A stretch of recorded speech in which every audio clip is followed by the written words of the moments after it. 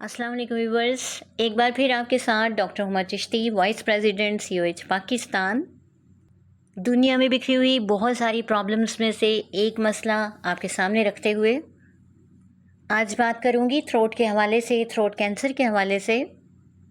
जी हाँ, मैं बात करूंगी गले के कैंसर के हवाले से। जैसा कि आप सभी जानते हैं कि एबनॉर्मल सेल फॉर्मेशन जो होती है इस डिज़ीज़ में यानी कैंसर में ऐसा ही होता है कि मल्टीपल बहुत जल्दी एबनॉर्मल सेल जो हैं वो मल्टीपल कर रहे होते हैं, आपस में मल्टीप्लाई कर रहे होते हैं और बहुत ज़्यादा इनकी एबनॉर्मल किस्म की ग्रोथ होती जा रही होती है जो कि अनकंट्रोलेबल होती है। ये कहीं भी हो सकती है। आज हम बात कर रहे हैं गले के हवाले से। टॉपिक पे डिटेल से बात करने से पहले एक बात आपसे शेयर करना चाहूँगी कि आप जानते हैं कि तेज़ गर्म चाय पीने से भी कैंसर के मर्ज़ का हो जाना यकीनी है। आपने देखा होगा बहुत से लोग पसंद करते हैं कि बहुत तेज़ चाय गर्म हो, जब हॉट हो, वेरी हॉट, इवन कि अभी वो जो है वो बन के कप्स में डलती है और वो पीना शुरू कर देते हैं। That is very very very wrong, because ये गले के कैंसर का पेशखैमा हो सकती है। मज़ीद डिटेल में बात करने से पहले आपसे रिक्वेस्ट है कि चैनल को सब्सक्राइब कीजिए, लाइक कीजिए और अभी तक आपने अगर बेल आइकन को प्रेस नहीं किया तो उसको भी प्रेस कर दीजिए। नए आने वाले तमाम व्यूवर्स को वेलकम कहती हूँ। हम बात कर रहे हैं थ्रोट कैंसर के हवाले से। तो ये गले का कैंसर है और ये फेरिंक्स और लेरिंक्स जिसे वॉइस बॉक्स कहते हैं, इससे शुरू होता है। गले के दो मेन कैंसर्स होते हैं, फेरेंजियल और लेरिंजियल, यानी फेरेंजियल कैंसर और लेरिंजियल कैंसर। हम बात करते हैं इनके साइन एंड सिम्टम्स के हवाले से कि अगर किसी को गले का कैंसर हो जाता है तो उसकी क्या अलामात हैं जो आपके सामने आती हैं और पेशेंट आपके पास आता है। क्योंकि अलामात बहुत ज़्यादा इम्पॉर्टेंट होती हैं हमारे लिए। बीइंग अ होम्योपैथ हमें पता होना चाहिए कि कौन सी सिम्टम कहाँ वेरी करनी है, किस मेडिसिन की सिलेक्शन करनी है। याद रखिए, कैंसर कहीं का भी हो, किसी भी ऑर्गन से रिलेटेड हो, वहाँ पेन मस्ट होगी। तो यहाँ सबसे फर्स्ट साइन जो होगा वो होगा थ्रोट पेन, यानी गले की दर्द। उसके साथ ही साथ कफिंग अप ऑफ ब्लड होगी, यानी पेशेंट को कफ के साथ ब्लड आ सकता है, खांसी के साथ खून का आना। यहाँ एक काबिल डॉक्टर ये अंदाज़ा लगा सकता है कि खांसी के साथ आने वाला ब्लड TB की वजह से है या कैंसर की वजह से है। इसके साथ ही साथ डिफ़िकल्टी इन ब्रीदिंग होती है, यानी सांस लेने में मुश्किलात पेश आती हैं और निगलने की भी मसले होते हैं, यानी difficulties swelling. Persistent sore throat होता है, मुस्तकिल गले में दर्द होती है या फिर मुस्तकिल खांसी होती रहती है। पेशेंट की वॉइस में चेंजेस आ जाते हैं और या फिर ऐसा होता है कि वो उसमें हॉर्सनेस आ जाती है, खुरदरापन आ जाता है, वो बैठ जाती है आवाज़। फीलिंग्स के हवाले से बात की जाए तो बिल्कुल उसको ऐसा महसूस होता है that something stuck in the throat, यानी कि ऐसे लगता है कि जैसे उसके गले में कोई चीज़ फंस गई हो। आप यहाँ देख सकते हैं कि हमारी बहुत सारी मेडिसिन है, उनमें से एक मेडिसिन इग्नेशिया भी यहाँ पर इंडिकेट की जा सकती है, यहाँ पर वो फॉल करती है। पेशेंट को ऐसा लगता है कि जैसे लंप है उसके नेक में या थ्रोट में, यानी गर्दन में या गले में कुछ फंसा हुआ है। और एक अलामत यह होती है कि सडनली अनएक्सप्लेन्ड वेट लॉस होता है, यानी कि बहुत ज़्यादा वेट लॉस हो जाता है अचानक से बग़ैर किसी रीज़न के। ENT के प्रॉब्लम्स को रिलेटेड होते हैं, आप सब जानते हैं, तो इसीलिए नाक कान गले के हवाले से बात कर रही हूँ। तो इसके साथ ही साथ पेशेंट को ईयर पेन भी हो सकता है, वीजिंग होती है सीने में, जो बहुत ज़्यादा आवाज़ आती है खांसी की। आखिर ऐसा क्यों होता है, हम बात करते हैं कॉजेज़ के हवाले से।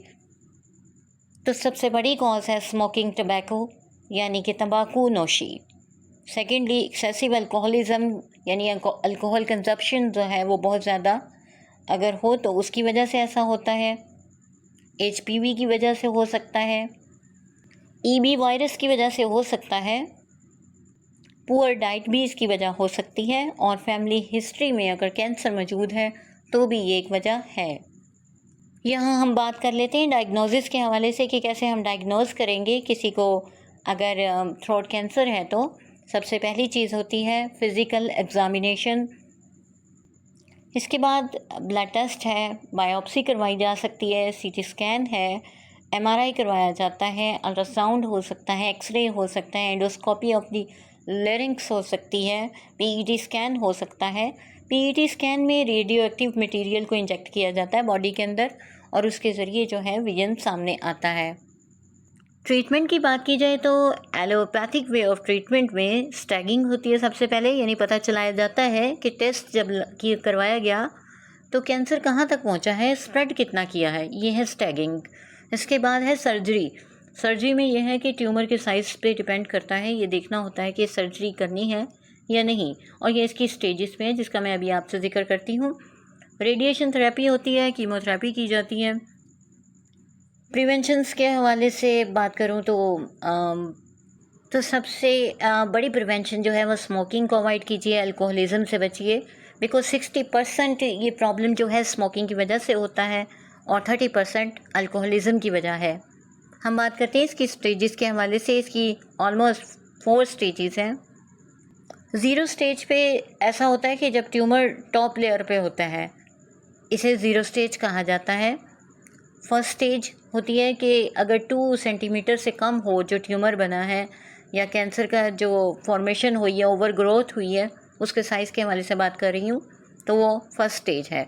इसी तरह सेकंड स्टेज है अगर 2 या 4 सेंटीमीटर के दरमियान में है साइज़, लेकिन अगर 4 सेंटीमीटर से बड़ा हो तो ये थर्ड स्टेज होती है, यानी ये 4 स्टेजेस पूरी हो गई 0 to 3 से।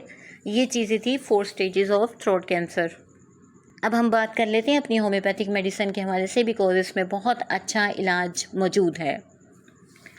बहुत सारी पोस्ट जो हैं वो मेंशन होती हैं डिफरेंट जगहों पे, उन पे लिखा होता है कि राइट साइडेड हो तो कैंसर हो या थ्रोट पेन हो तो ये मेडिसिन होगी, लेफ़्ट साइडेड हो तो ये होगी। उनमें लेक्सस और लाइको का जिक्र किया जाता है। डेफिनेटली ये बहुत अच्छा काम करती हैं, बट हमने देखना है according to sign and symptom. तो उनमें आपको कुछ मेडिसिन के हवाले से बताती हूँ। जैसे फाइटोलैका हमारी बहुत अच्छी मेडिसिन है। फाइटोलैका डेकेंड्रा मेडिसिन है। अगर पेशेंट की इसको एफोनिया की शिकायत हो जाती है इस दौरान में, यानी कि उसकी आवाज़ जो है वो नहीं आती, चली जाती है, उसकी आवाज़ नहीं निकलती, मुश्किल हो जाती है, डिफ़िकल्ट ब्रीदिंग हो जाती है और साथ ही साथ थ्रोट कैंसर का प्रॉब्लम है, तो फाइटोलैका बहुत अच्छा काम करती है। आर्सेनिक एल्बम हमारी मेडिसिन है कि पेशेंट लेट भी नहीं पाता और उसे ऐसा लगता है कि उसका दम घुट जाएगा, यानी फियर ऑफ सफोकेशन होती है, वहाँ आप आर्सेनिक यूज़ करवाएंगे। कोनियम हमारी मेडिसिन है। जो ऑपरेशन होती है उसके ब्रीदिंग में, यानी दबाव पड़ता है सीने पे और उसके सांस में, तो लेट कर गले की जितनी भी उसकी तकलीफ़ हैं ज़्यादा हो जाती हैं और कंस्ट्रिक्शन आ जाती है चेस्ट में। अर्जेंटम मेट बहुत अच्छी मेडिसिन है। और क्रॉनिक हॉर्सनेस अगर है विद एफोनिया तो आप दे सकते हैं इसको। फॉस्फोरस बहुत अच्छी मेडिसिन है कि लेरिंक्स वेरी पेनफुल होता है इसमें और हॉर्सनेस भी होती है, तो आप ये इसको दे सकते हैं। कलकेरिया का बहुत अच्छा काम करती है कि हॉर्सनेस भी है और एक्सपेक्टोरेशन जो है वो बहुत पेनफुल है और ब्लडी भी है। जैसा कि स्टार्टिंग में मैंने बताया था कि कफ विद ब्लड हो सकती है, तो बिल्कुल उस तरह की सिम्टम।